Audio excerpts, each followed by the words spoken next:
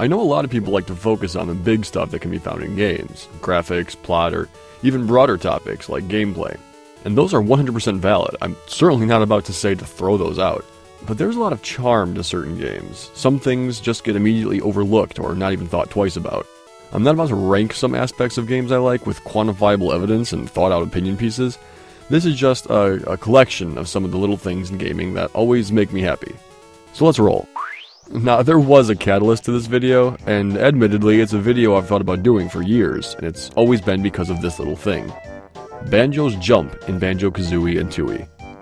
There is something about his jump, his chest forward, his arms being thrown back, that makes it feel like I'm about to jump off a cliff and hit the ground running towards an adventure.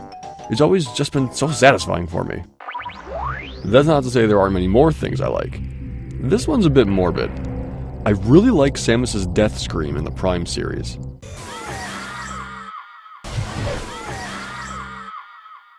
Everybody knows Samus isn't some robot, she's an actual person, but it can be pretty easy to forget that at times.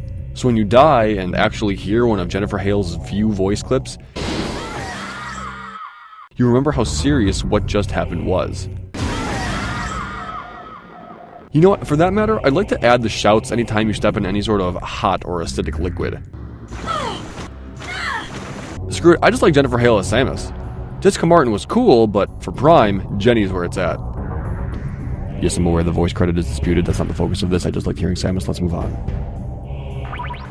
NFL Blitz 2001 for the N64 is easily one of the best football games I've ever played, because you do not have to take it seriously.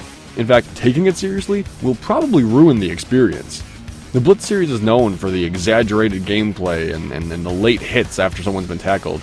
And one of the best parts of those things is the mockery that happens after said tackle. I'll send you back to your mother in a box! Come that dirt tape, punk! I would have run the ball there! You're getting killed out here! Alright, this one is lame, and I doubt there will be a single person to have had this thought before me, but before the world really adapted the word trigger into near everyday vocabulary, it was generally just understood by its initial definition of activate. In the GameCube version of Beautiful Joe, you can unlock 3 different playable characters, one of which is the 5th boss, Alistair. When Alistair's VFX gauge fills up, he doesn't instantly power up like all the other playable characters do. You have to activate his beautiful form by hitting the devil trigger. Now, whenever a character enters their beautiful form, they have to say henshin, the Japanese word for transform, or transformation. I don't know. For example, Joe says, Henshin a go-go, baby! Alistair instead says one of 2 things. He either calls out Devil trigger! or he'll say and that phrase is one I've always liked. The way he said it was cool, but I can no longer use it due to the colloquial change in definition for the word trigger. It's not like a huge loss, and it's still cool in game, so. In Mirror's Edge, you have all sorts of movement controls. 3 of those controls are jumping, a 180 turnaround, and punching. All are useful, but when you put them all together, before hitting the ground, Faith will throw up a little peace sign. And that's charming, especially when you randomly jump off a building and do it. I died a lot in the Tower of Babel in Catherine. As such, I got very familiar with the death screen, and I got to hear something that I liked from day 1 of playing the game.